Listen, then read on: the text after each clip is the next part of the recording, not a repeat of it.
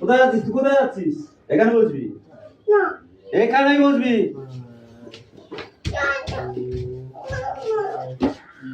বস বস, বসে বই বার কর। তোকে অনেক তালানো হয়েছে। সেটা ওটা বার করো, বইটা বার করো। পিঠে ধুমধাম করে সাঁট দেবো কিন্তু। ওর ব্যাগে রাখো, বই বার করতে একটা, বই বার করে দে।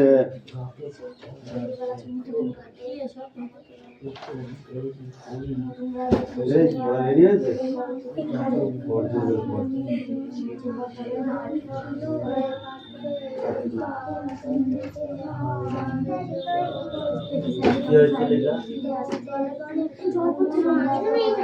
এবার মুখস্থ না দেখে বলতে হবে। ডাঙা দেখি,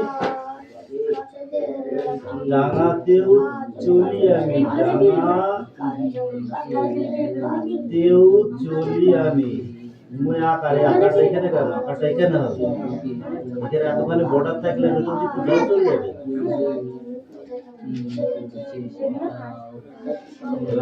মুখস্থ কর, না দেখে ধরবো, ঠিক আছে?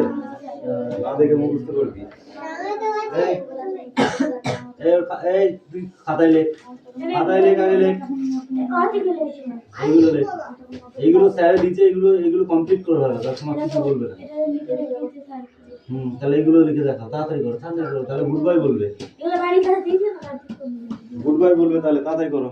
এই বলবে ছেলেটা কি ভালো খাবার দিবে, জানিস যে ভালো পড়াশোনা করতে খাবার দেয়। আমি 10 টাকা দিয়ে আমাকে 10 টাকা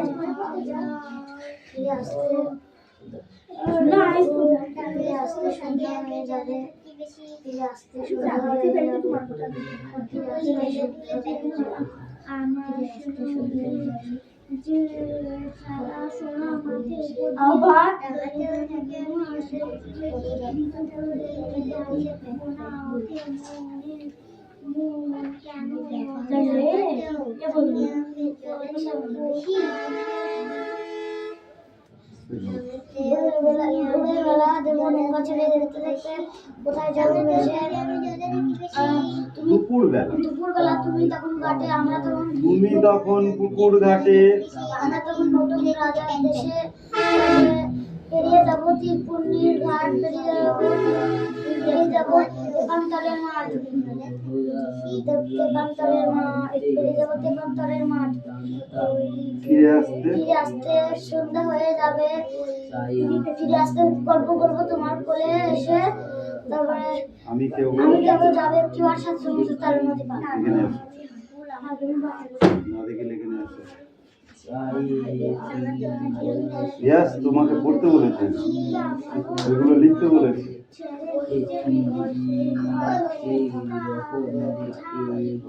ওই কথা বলতে নেই, করে রাগ করে না।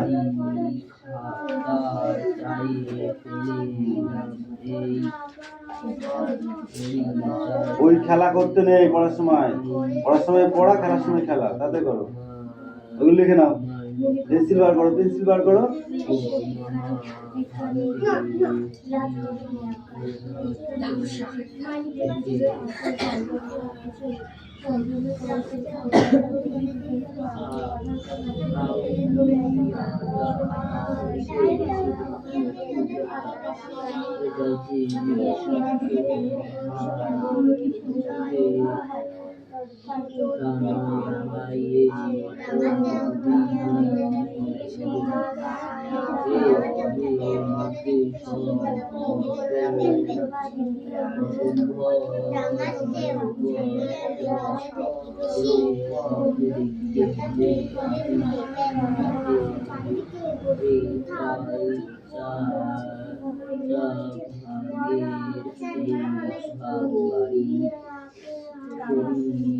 ওরা হবে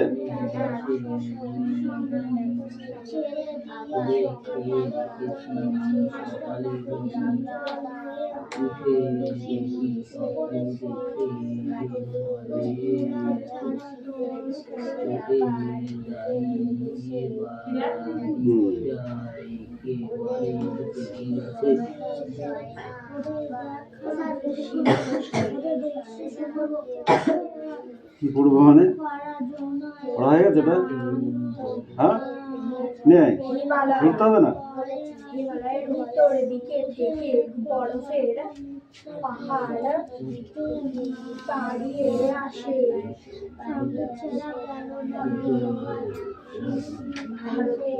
গাছের কাছ থেকে আমরা যেসব জিনিস পেয়ে থাকি, ঠিক আছে, তার ভেতরে আমরা যেসব জিনিসগুলো পেয়ে থাকি তার ভেতরে দুটো তিনটে নাম বলো দেখি।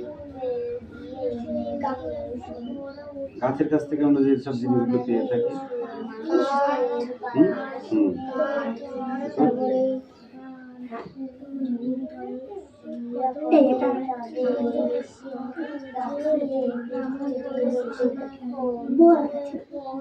এক্ষুনি তো বললি স্যার পড়া হয়ে গেছে। বলবা এখানে তার একটাও আছে, আছে তো পড়েছিস সে বেশ সুন্দর করে বললাম পড়, পড়ছিলি পড়ে আসলে গাদ রজন এগুলো কে বলবে? গাদ রজন বই বাঁধানোর কাজে গাছের যে মানে অংশটা লাগে তাকে কি বলে? রজন।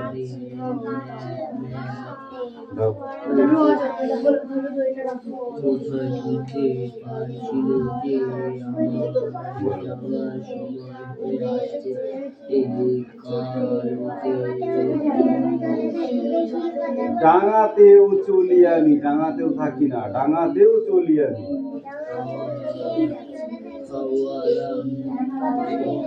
ওইদিকে কি, এদিকে তাকা, সোজা দাঁড়া, বল। আবার ওইদিকে তাকাই, আমার দিকে তাকা। ডাঙাতেও চলি আমি,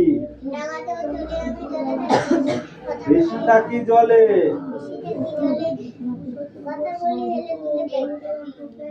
দুটো লাইন শুধু ভালো হয়েছে, আর উপরে দুটো লাইন ভালো হয়নি। ডাঙাতেও চলি আমি, বেশি থাকি জলে, কথা বলি হেলে দুলে, প্যাক প্যাক বলে। খাল বিল দাঁড়িয়ে আর বিল দাঁড়িয়ে সাদা এক পায়ে সাদা এক পায়ে মাছ ধরি এক মনে মাছ ধরে এক মুড়ি সাদা নেই গায়ে খালি গায়ে খাল বিলে দাঁড়িয়ে খাল বিলে দাঁড়িয়ে সাদা এক পায়ে সাদা এক পায়ে মাছ ধরি এক মনে মাছ ধরে এক মুড়ি সাদা নাই গায়ে সাদা নাই এটা বললেন সেটা বলুন।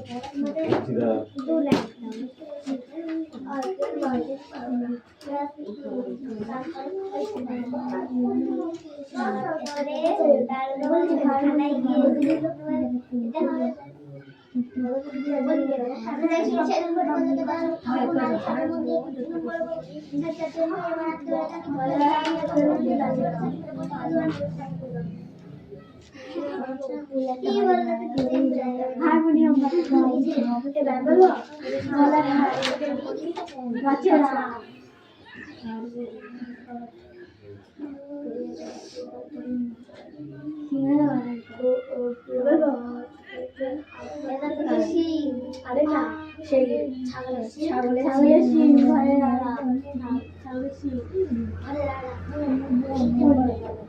হ্যাঁ আড়াই আর ঘরে আমাদের ঘর আমাদের ঘর আমাদের গেট আমাদের আবার গেট কাবাডি বাগান আমি বলবি क्या বলবি রে আমি বলবো এই না আর পাই এবারে ওবারে কাবাডি এই বাথরুম তুম তো বয়কা তুম বাথরুম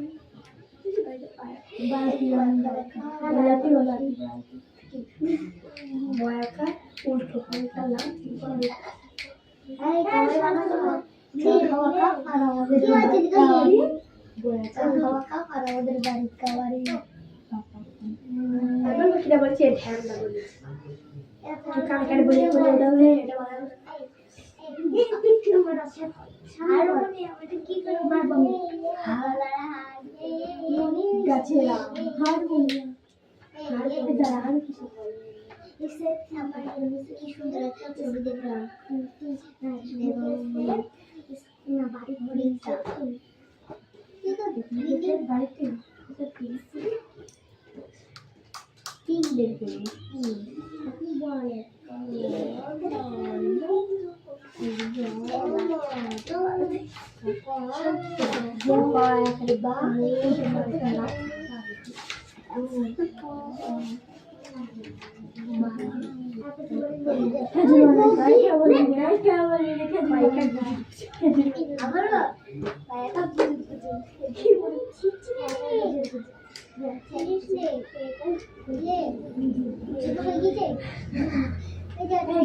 কোন বাচ্চা কাঁদে না নতুন বলবে আমি একটা কি বলে কোন বাচ্চা কাঁদে না তুই কেউ বলবে রাজারে রাজার কি বলবে রাজারে কোন বাচ্চা কাঁদে না চুপ কর এই তুই পারবি দাঁড়া পারবি কিনা বল বুঝলি বল কার বাচ্চা জানিস পেন্নির ও বাচ্চা হয় না বলবি না হবে না তো এই পেন্নির বাচ্চা এই তুই পারবি না না না পারবে না চৌ বাচ্চা কাঁদে না চুপ বাচ্চা মানে কোন দেশে তুই যেতেই পারবি না কোন দেশে সূর্যের কাছে কে বলবি আমি বলবো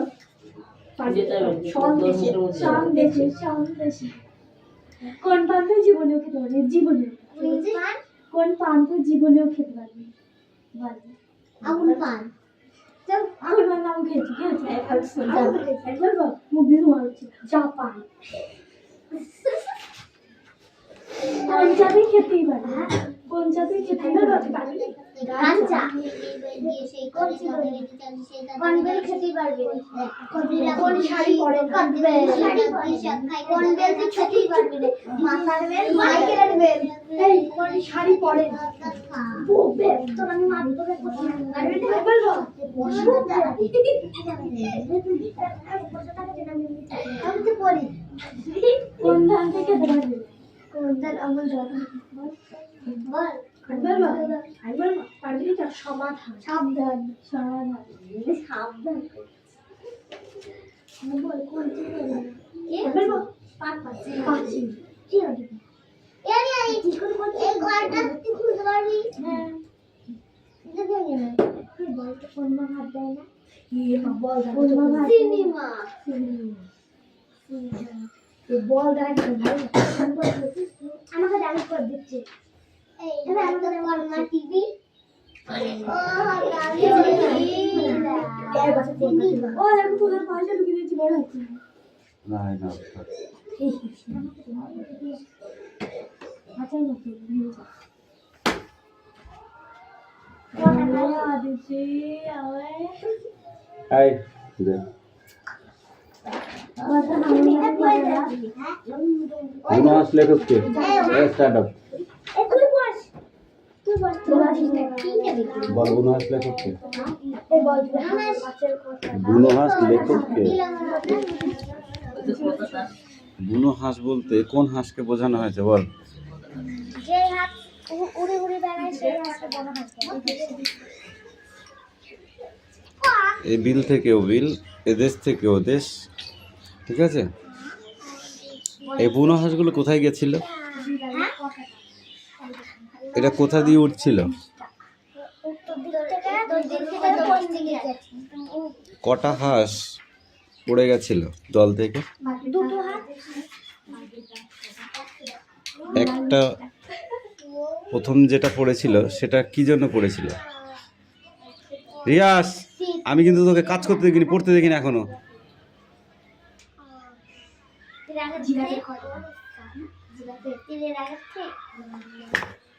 হাত পাত তীরের আঘাত খেয়ে তুই বল। হাত পাত তাম্বুর ভেতরে ডানা জখম হয়েছিল, ডানা জখম হয়েছিল,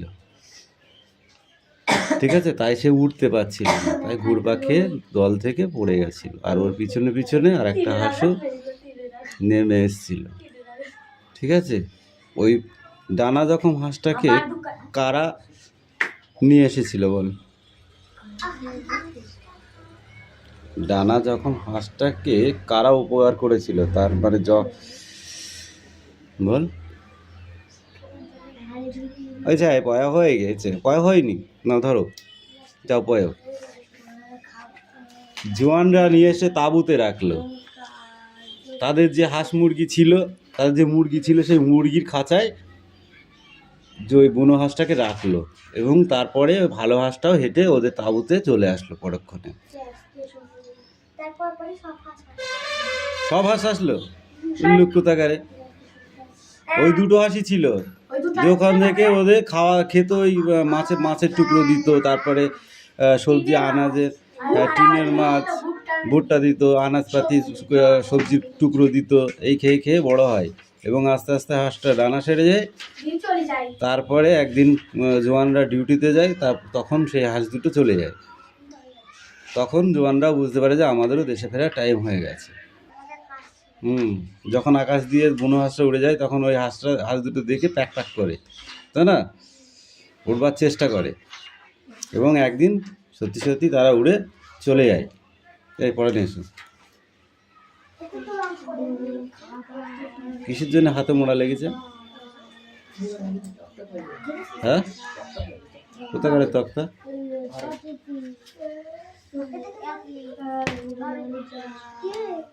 এখান থেকে এইটুক।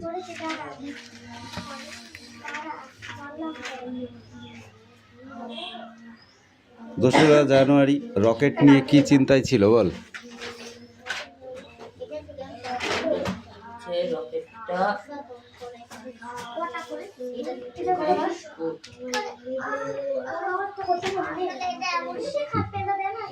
পড়েছিস না আর কি মেরেছিস? কিচ্ছু হয়নি।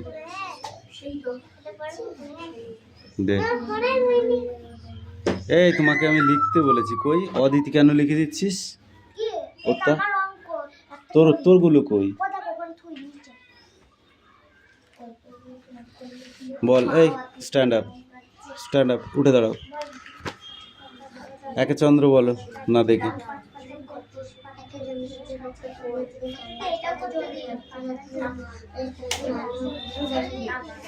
তারপর কেন?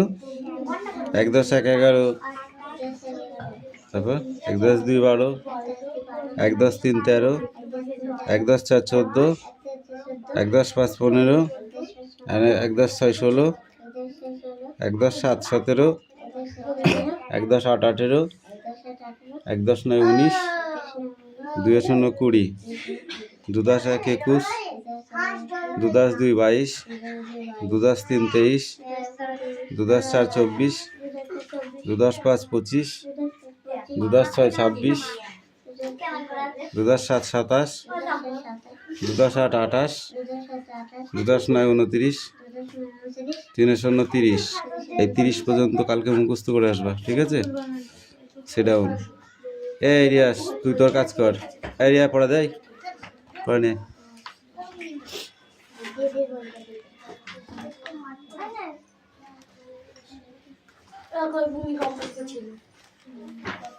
ভূমিকম্পের তরঙ্গ, তাই তো?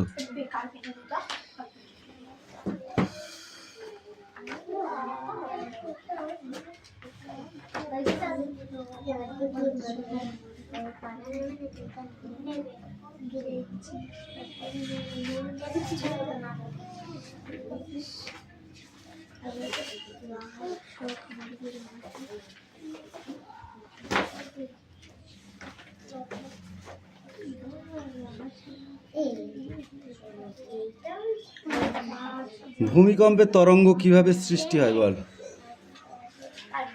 কেন কেন মুখস্থ হচ্ছে না? ভূমিকম্পের তরঙ্গের গতিবিধি লক্ষ্য করে বিজ্ঞানীরা পৃথিবীর অভ্যন্তরের সম্পর্কে তথ্য সংগ্রহ করেছেন। তরঙ্গগুলো বিভিন্ন ধরনের পদার্থের মধ্য দিয়ে প্রবাহিত হওয়ার সময় কখনো দীর্ঘ, কখনো ক্ষুদ্র, আবার কখনো দ্রুত বা কখনো ধীর গতিসম্পন্ন হয়।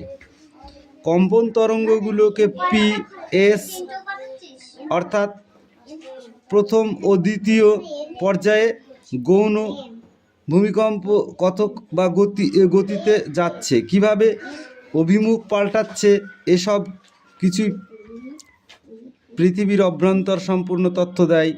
ভূমিকম্পের পি তরঙ্গ বা ভূতরঙ্গের কঠিন তরল যে কোনো মাধ্যমে মধ্য দিয়ে প্রবাহিত হয় বলে হতে পারে, কিন্তু এস তরঙ্গ বা অধতরঙ্গর মধ্য দিয়ে প্রবাহিত হতে পারে না। এই ভূ মানে কি? ভূমির তলায় যে কেন্দ্র, একটা পেঁয়াজ কাটো, কেটে দেখো ওর ভিতরে কি আছে। একদম ছোট একটা ভিতরে ছোট একটা আছে তো কেন্দ্র, স্তরে তরে সাজানো। পেঁয়াজগুলো কি স্তরে তরে সাজানো। ঠিক পৃথিবীর যে মাটিটা ওরকম স্তরে তরে সাজানো। ঠিক আছে, ভূকেন্দ্র মানে একদম পেঁয়াজের ভিতরে যে অংশটা, এরকম পৃথিবীরও কেন্দ্র আছে। ঠিক আছে, সেই কেন্দ্র থেকে একটা কম্পন সৃষ্টি হয়।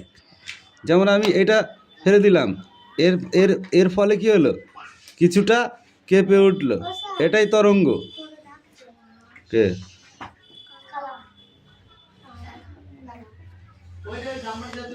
হবে না, এখন পারবো না, একটু পরে পড়াচ্ছি এখন। তাহলে সেই কেন্দ্র থেকে যে তরঙ্গের সৃষ্টি হয়, তরঙ্গ মানে কি? কম্পন সৃষ্টি হয়, সেটাকে আস্তে আস্তে এরকম ছড়িয়ে যায়। ছড়িয়ে যাওয়ার পরে যখন আমি জলের ভিতরে একটা ঢিলা ফেললাম, ঢিলাটা তো এইটুকু, জলটা যখন জলের ভিতরে যখন ডুব করে ডুবে যাবে, তখন কতটুকু হবে? এতটুকু ফুটো। কিন্তু তার থেকে একটা তরঙ্গের সৃষ্টি হবে, অর্থাৎ ঢেউর সৃষ্টি হবে। সেটা আস্তে আস্তে আস্তে আস্তে বড় হয়ে যাবে, সারা পুকুরটা জুড়ে হবে, তাই না? সেটাই হলো কম্পন। ঠিক আছে, কম্পন মানে কেঁপে ওঠা। সেটা পৃথিবীর ভূকেন্দ্রর ধস নেমেও হতে পারে, বড় কিছু উপর থেকে এসে পৃথিবীতে পড়ার ফলেও হতে পারে। ঠিক আছে, কিংবা কোনো বড় প্রাকৃতিক দুর্যোগেও হতে পারে। এভাবেই কম্পনের সৃষ্টি হয়। বোঝা গেল?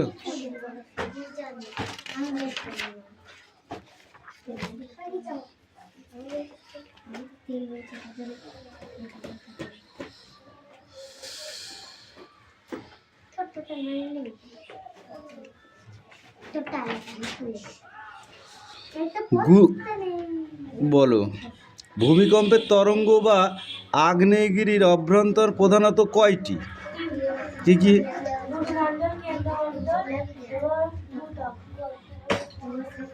ভূত্বক, গুরুমণ্ডল আর কেন্দ্রমণ্ডল। ভূত্বক কাকে বলে? কাটা আপেলের খোসার সঙ্গে পৃথিবীর সবথেকে ওপরের স্তরে ভূত্বককে তুলনা করা হয়েছে। কাটা আপেল, তার উপরে যে খোসাটা থাকে সেটাকে ভূত্বক বলা হয়েছে। যেমন মাটি, আমাদের উপরে যে মাটিটা, সেটাকে ভূত্বক বলা হয়। এরপরে এক ধরনের মাটি আছে, সেটাকে কি বলা হয়? গুরুমণ্ডল। তার একদম নিচে যেটা আছে সেটা হচ্ছে কেন্দ্রমণ্ডল, ভিতরে যেটা আছে একদম। ঠিক আছে,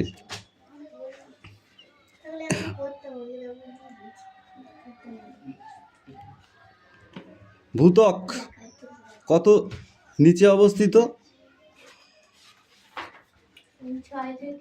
মহাসাগরের নিচে 5 কিমি বা মহাদেশের নিচে গড় 60 কিমি গভীরে ভূত্বক আছে। সীমা কাকে বলে?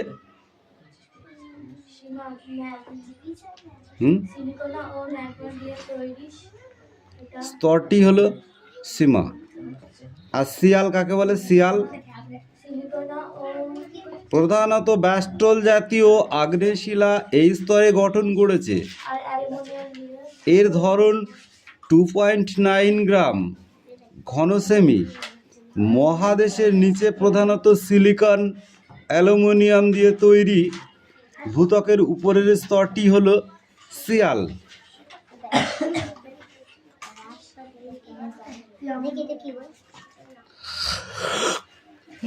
ভালো করে পড়তে হবে, এরকম পড়ে করে পড়লে হবে না। গুরুমণ্ডল কাকে বলে? এইটুকু দিয়ে আসছিল এই যে। ভালো কথা, এখান থেকে পড়া। এইগুলো কিন্তু খুব ইম্পর্টেন্ট পড়া, পরীক্ষায় এখান থেকে গিজি গিজি করবে প্রশ্ন। হ্যাঁ ধর, এই যে মিঠি বাবু, আপনার পড়া হয়েছে?